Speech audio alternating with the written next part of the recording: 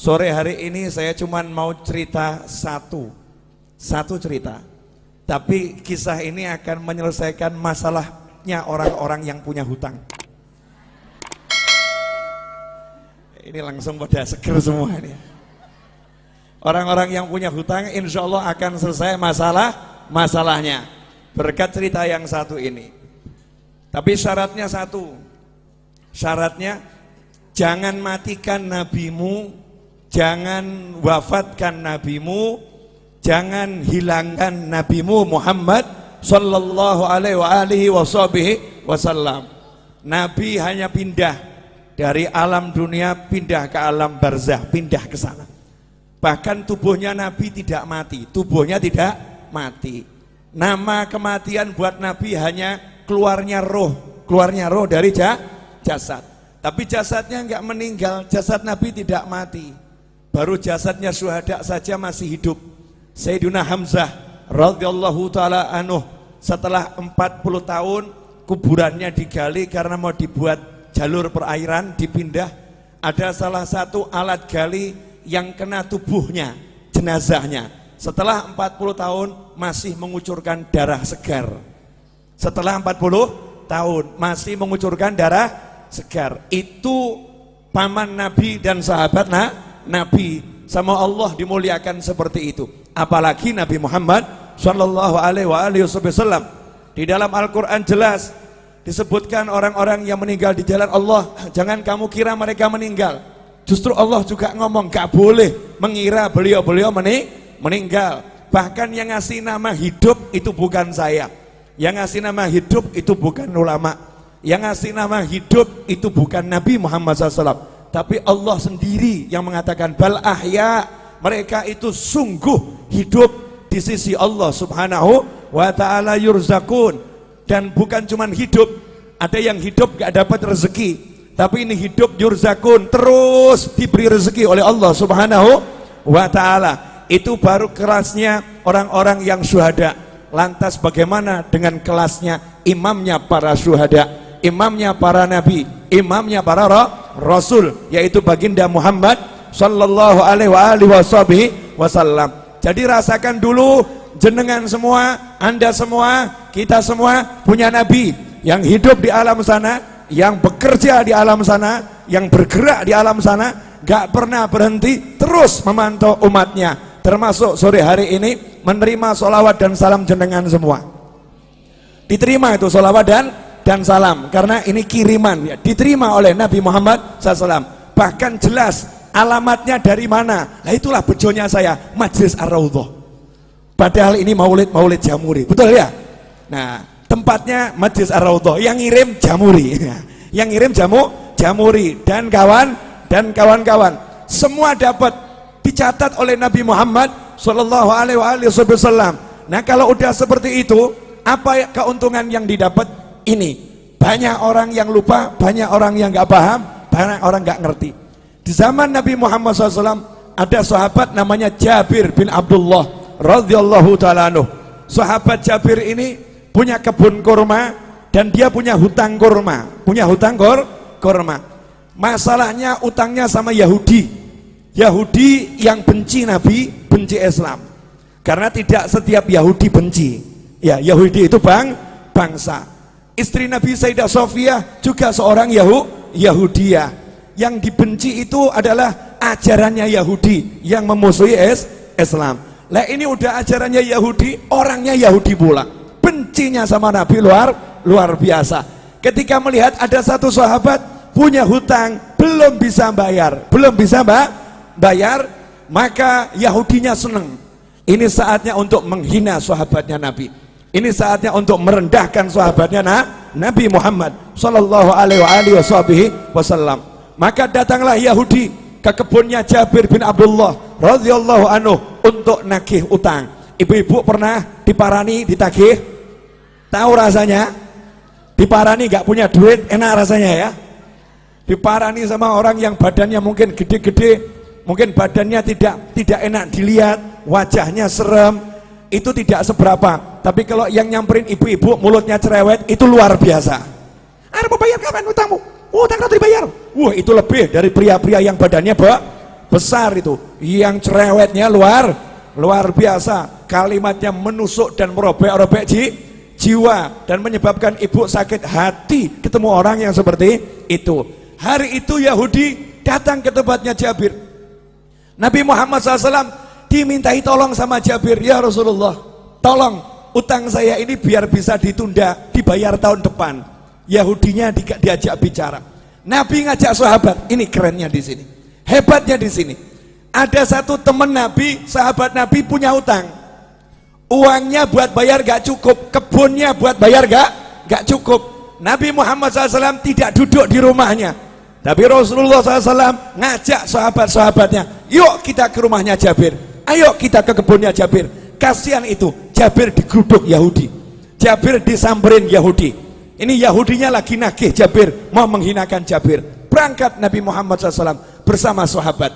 Kemudian Rasul sendiri yang ngajak ngomong bicara si Yahudi. Artinya Nabi SAW tokoh masyarakat, Rasul punya jabatan, punya kedudukan, mau membela orang yang ditagih hutang, mau membela orang yang terlilit hutang. Saat itu Nabi belum punya duit, karena Nabi kalau punya duit tekno didom langsung, dibagi-bagi langsung habis. Apa sabda Nabi buat orang yang terlilit hutang? Kadang ini mubalih nggak paham, kemudian menyebutkan hadis yang seakan-akan orang meninggal punya hutang itu sengsara. Salah. Dulu Nabi Muhammad SAW bersabda, siapa yang meninggal punya hutang, saya tidak akan sholatkan jenazahnya. Maksudnya bukan karena benci, Nabi tidak mau nyolatkan jenazahnya dulu, minta sahabat yang punya duit, beres no ini, bayari hutangnya, sehingga masuk kubur udah selesai, gak ada hutang piutang. Kalau kita alhamdulillah sudah niru, kalau ada hutang piutang jadi tanggungan saya, tanggungan kami atau keluarga. Jadi Nabi nggak mau SAW ada umatnya yang meninggal dalam keadaan masih punya hutang. Makanya Nabi ngomong sama sahabat, tidak sama mulai sholat dulu sebelum hutangnya dilunaskan. Tapi begitu Nabi punya hutang, apa sabda Nabi Muhammad SAW? Siapa yang meninggal punya hutang, Nabi punya uang ya, siapa yang meninggal punya hutang, saya yang bayar hutangnya, saya yang lunaskan uangnya. Kalau dia nggak punya hutang, biar uangnya milik ahli warisnya. Kalau punya hutang, aku yang bereskan. Mana konglomerat sekarang yang berani ngomong begitu? Mana saudara yang berani ngomong begitu? Mana umat Islam yang berani ngomong begitu untuk orang yang tinggal di satu kampungnya? Yang di kampung ini yang punya hutang, kalau meninggal aku yang melunaskan. Mana yang seperti itu? Nabi Muhammad SAW bangkit membela sahabatnya, diajak ke rumah Jabir. Sampai di situ Nabi ngomong langsung sama yang namanya Yahudi.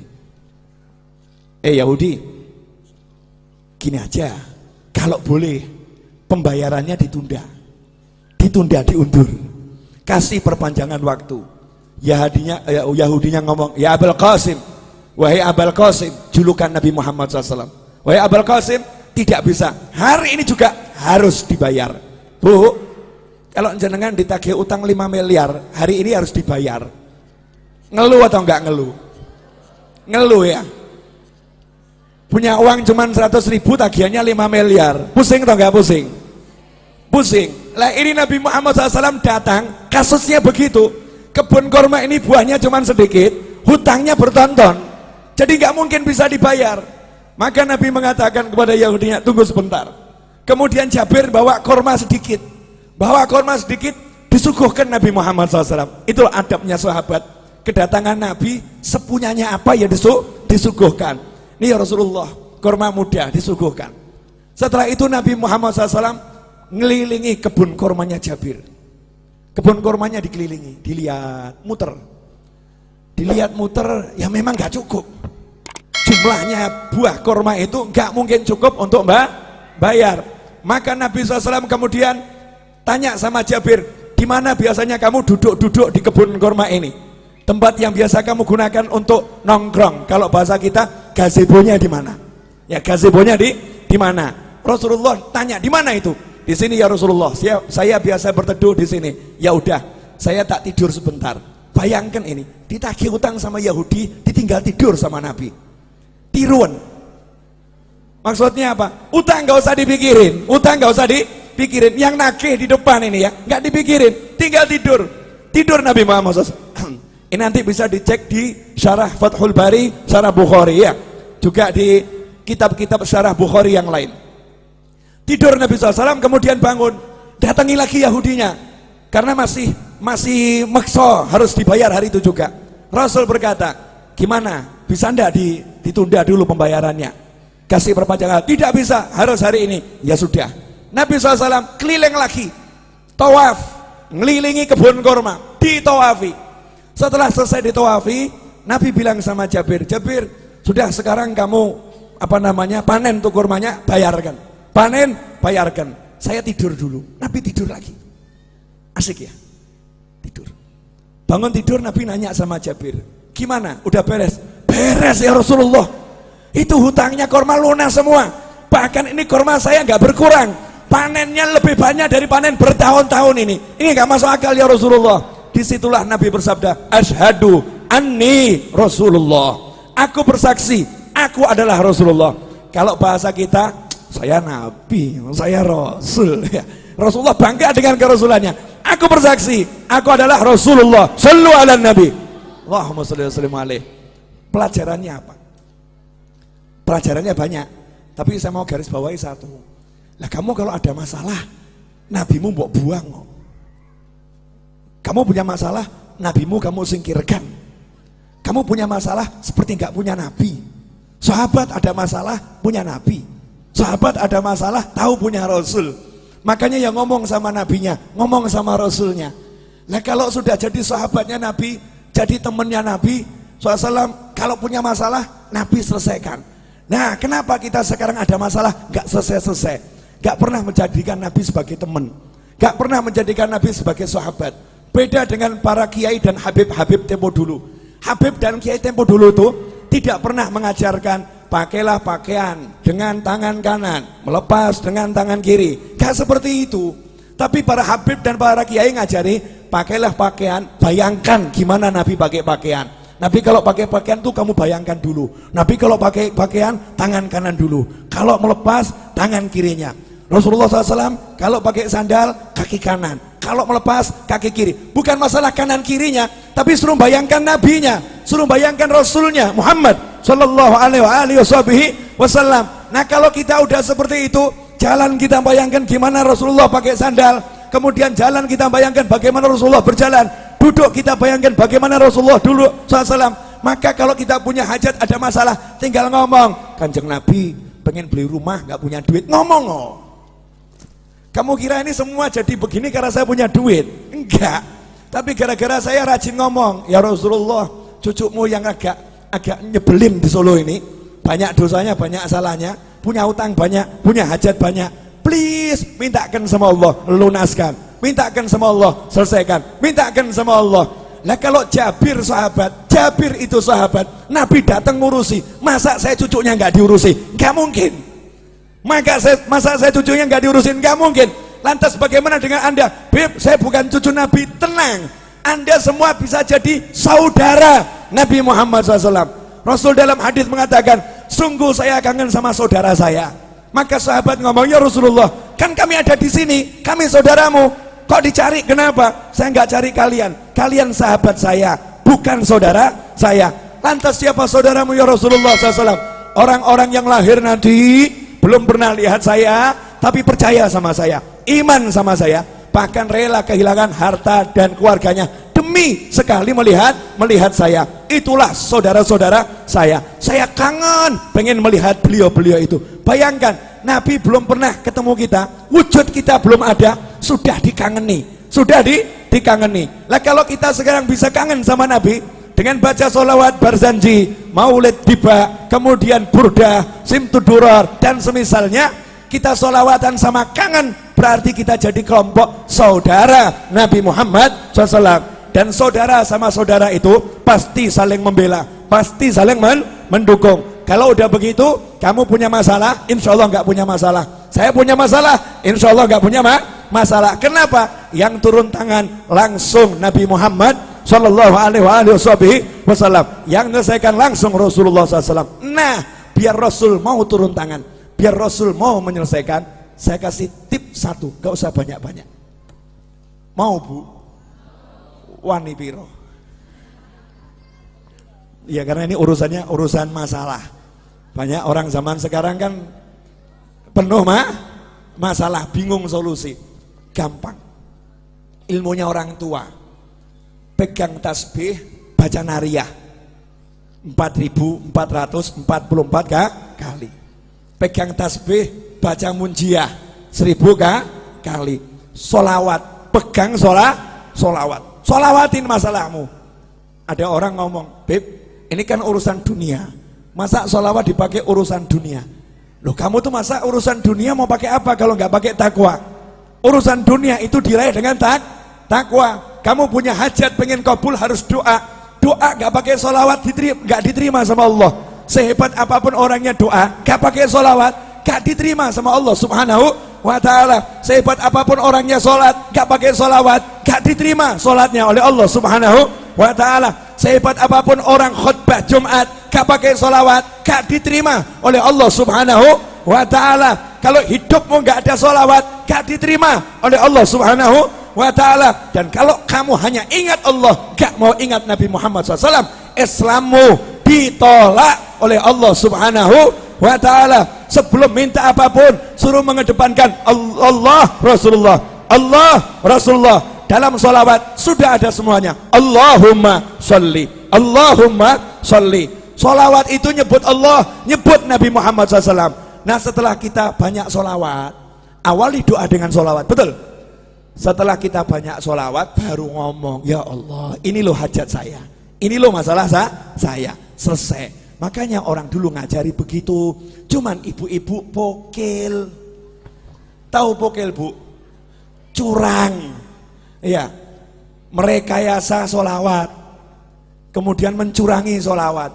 Nariyah 4.444 kali dibaca berjamaah, satu orang ambil 5 jagung, 10 jagung.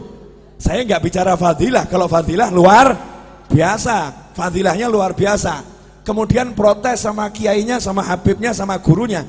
Saya udah baca nariyah berjamaah, tapi hajat kok nggak kabul-kabul. Habibnya jawab kabul, cuman kabulnya juga berjamaah, jadi dicicil saudara-saudara. Kabulnya dicicil, diangsur. Kalau pengen kabulnya cespleng, ya kamu sisakan waktu khusus. Minta izin sama suamimu. Ya, suami, kamu butuh mobil, butuh rumah, butuh hutang lunas. Iya, dah kamu urus anak-anak, aku izin ngurung diri di kamar 5 jam, jangan diganggu. Ngapain? Mau nariyah. Pegang tasbih, baca nariyah 4.444 kali. Setelah itu keluar ngomong sama suami, jangan kamu pikir lunas hutangmu. Niru Nabi, Nabi tidur. Nabi tidur, dah silahkan pergi kerja, gak usah dipikir. Main-main sama anak, gak usah dipikir, lunas. Suaminya nanya, lunas piye? Duit gak ono, tenang, Nabi yang bereskan. Lah caranya piye? Ojo takok aku. Caranya gimana? Jangan tanya saya. Janji Allah wa yarzuqhu min haitsu la yahtasib. Allah akan kasih rezeki dari arah yang gak pernah diduga. Itu kalau kita pegangan sholawat. Dan tidak mungkin sia-sia orang yang berpegang sholawat. Nah sayangnya kita sukanya susah. Ini ibu-ibu Jawa ini kan gak ada wajah-wajah susah, gak ada ya. Gak ada wajah-wajah susah, gak ada. Walaupun hidupnya mungkin ada yang agak susah, tapi tetap gak susah, paham ya? Lah hidupmu penuh nikmat kok susah. Hidupmu penuh nikmat kok susah. Karena ini 30 hari sholawatan terus. Jadi ya suami ditinggal loh ini. Suami, bojo, bye-bye. Pak, sholawat dulu ya Pak ya. 30 hari suaminya ditinggal. Dari mulai zuhur sampai maghrib, anaknya ditinggal. Serahkan suaminya, tolong urus anak-anak dulu ya. Yang udah dewasa udah nak, mau ikut, gak mau ikut, kamu jalan sendiri. Ibu berangkat sholawatan. Begitu pula ibu-ibu. Lah kok ragu, hajatnya gak kabul? Kan manusia aneh bin ajaib. Berarti gak percaya sama nabinya, gak yakin sama rasulnya. Yakin sama rasulmu, percaya sama nabimu. Ikhwani rahimakumullah. Terakhir, karena saya baru nyampe dari Jati Barang, 2:30 malam tadi saya masih di sini. Tadi jam 8 saya ceramah di Jati Barang. Ya, dari Jati Barang saya balik ke sini. Nanti maghrib saya ke Jogja insyaallah. Kemudian besok jam 6 pagi saya harus terbang ke Jakarta. Acara jam 9 sampai asar.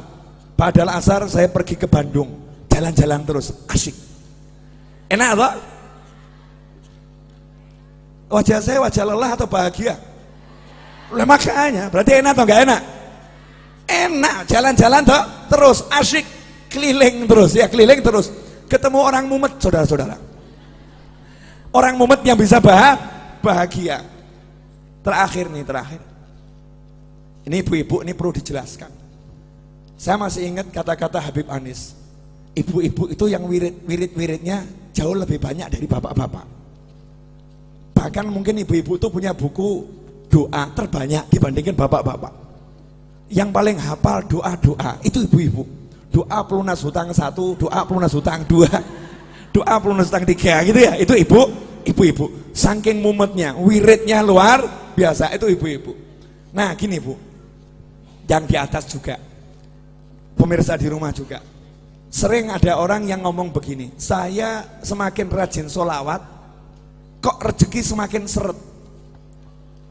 Sejak ikut Jamuri kok bisnis saya berantakan. Sejak ikut Majelis Ar-Raudhah kok warung saya sepi. Warung saya sepi. Dulu waktu saya nggak pernah sholat, warung saya laris. Waktu saya mabuk-mabukan, rezeki saya lancar. Saya mendekat sama Allah, kok dunia menjauhi saya. Nah ini yang ngomong begini gagal paham. Gagal paham. Boleh saya membuat ibu-ibu lebih tercerahkan? Boleh? Bu, pilih duit atau sehat? Pilih anak atau duit?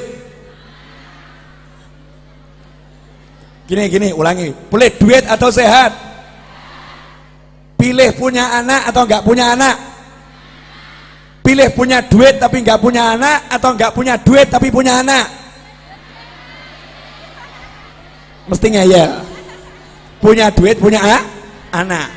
Kenapa saya nanya seperti ini? Maksud saya begini loh, yang namanya duit itu kecil. Tahu kata Allah Ta'ala, dunia dan segala isinya la ta'dilu janaha ba'udlah. Dunia dan segala isinya tidak sepadan dengan sebelah sayap nyamuk. Sebelah sayap nyamuk sama dunia, maqablal akhirah, semuanya itu, planet-planet, kemudian galaksi, antariksa, dan segala isinya, kalau ditimbang dibandingkan sebelah sayap nyamuk, kata Allah Ta'ala, masih berat sayapnya nyamuk dalam pandangan Allah. Artinya gak ada artinya sama sekali. Jadi kalau kamu punya duit seberapapun, itu rezeki yang remeh-temeh, rezeki yang hina, rezeki yang kecil, rezeki yang jelek. Karena jeleknya yang kafir dikasih, yang maksiat dikasih. Barang elek, silakan ambil, barang jelek, ambil, boleh saya minta? Oh boleh, barang elek, jelek, ambil, karena jelek. Barang bagus saya minta, nanti dulu, syarat dan ketentuan berlaku. Syarat dan ketentuan berlaku. Nah yang barang bagus apa? Bisa sholat, bisa zikir, bisa sholawat, bisa bekti sama orang tua, bisa puasa, bisa baca Al-Quran, bisa menikmati maulid. Ini rezeki yang luar biasa. Makanya ketika kamu mendekat sama Allah, kemudian kok duniamu kecil, kecil, itu tanda-tanda bahwasanya kamu dikasih rezeki yang sangat besar. Masalahnya duitmu seret, itu aja. Cuman duit yang seret, tapi kan mata sehat, telinga sehat, kaki sehat, semuanya sehat, bisa menikmati majelis, bisa bahagia. Ada orang yang duitnya banyak, habis buat berobat. Ada orang yang duitnya banyak, habis untuk memuaskan nafsunya, nggak puas, cari bahagia, nggak bahagia. Lanjenengan modal masuk Jamuri, duduk silo, selonjor, senden, bahagia. Kok murah men ya? Gampang men nih, bahagianya, mudahnya luar biasa. Nikmat dari Allah Subhanahu wa Ta'ala. Kuncinya di situ. Buang dulu dunia dari hati, kecilkan, nggak ada manfaatnya, cilik, gak ada artinya. Setelah bisa kamu buang, nanti di situ dunianya akan datang. Bahasa saya begini, perempuan cantik itu kalau dikejar semakin gaya. Betul? Ini pengalaman pribadi ini. Ya, pria tampan kalau dikejar juga semakin gaya. Tapi kalau dicuekin pasti penasaran. Ini semua orang ngejar saya ya. Kok yang satu ini cuek-cuek saja ya? Akhirnya kebalik, yang cantik tadi itu akan ngejar, betul ya? ngejar. Lah kalau kamu pengen dikejar dunia, cuekin dunianya. Cuekin dunianya. Kalau kamu cuek sama dunia, dunianya nanti akan penasaran. Kok aku nggak disentuh ya? Aku nggak dicari sama dia ya? Aku kok nggak dianggap ya? Dunianya akhirnya jor-joran. Ambil, ayo, tertarik sama aku. Ambil, tertarik sama aku. Kita tetap nyantai-nyantai saja. Cuek, nggak ngaruh. Gak ngaruh. Itu kunci untuk menguasai dunia. Rahasianya di situ. Terakhir. Udah, ini saya ceramah bengak-bengok biar ngantuknya hilang kabeh. Karena ini jamnya jam ngantuk dari tadi jam 1 kan ya. Ngantuk. Terakhir ibu-ibu yang dimuliakan Allah Subhanahu wa taala. Jadi kalau ada masalah, gak usah bingung, gelar sejadah, pegang tasbih, baca sholawat. Selesai. Setelah itu ojo mbok pikir, jangan dipikir. Lanjutkan kehidupan, masak ya masak, ngobrol sama anak ya ngobrol sama anak. Dan jangan buka handphone kemudian share sama temennya, sumpek aku sumpek. Nah ini gak selesai masalah ini. Sumpek, saya lagi banyak masalah. Semakin kamu nyebut, semakin sumpek itu. Semakin sumpek. Udah kamu duduk baca sholawat selesai, gak usah di share. Walaupun suamimu nyebelin, gak usah diurus, sholawatin. Selesai. Loh saya punya pengalaman, orang curhat sama saya, Beb, ini suami saya kok ngambek terus nih Beb. Pulang ke rumah ketemu suami wajah ngambek terus. Suntuk saya Beb. Gimana caranya? Sholawatono. Selesai. Jadi nanti kamu ngelus-ngelusnya sama sholawatin. Allahumma sholli ala sayyidina Muhammad. Di hati saja tidak disolawatin. Besoknya laporan lagi, Beb, alhamdulillah gimana? Udah nggak ngambek lagi. Silahkan dipraktekkan ibu-ibu ya. Kalau suaminya suka ngambek-ngambek, sholawatin. Ya, sholawatin. Kalau kerja di perusahaan, bosnya ngambek-ngambek, sholawatin. Kalau ada pelanggan yang ruwet, sholawatin. Beres, nggak mungkin tidak beres. Jaminan 100%, 100%. Ini yang ngomong sudah praktek. Yang ngomong sudah praktek. Kalau ketemu orang ruwet-ruwet, modal saya tak sholawatin, selesai. Ya, sholawatin selesai. Kalau saya nggak kuat nyolawatin, saya titip sama teman-teman saya, duduk di musola baca munjiah 100 kali, saya punya hajat.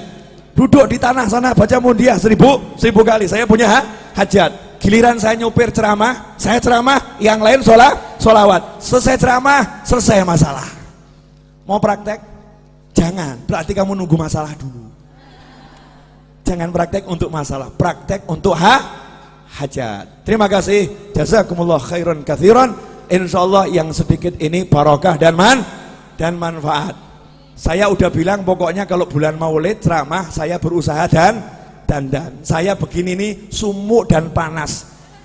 Saya membayangkan bagaimana ibu-ibu kuat dengan pakaian yang seperti ini ya, luar biasa. Waktu saya di Hongkong naik taksi, supir taksinya diminta sama TKW Hongkong dengan bahasa Hongkongnya, tolong AC-nya didinginkan.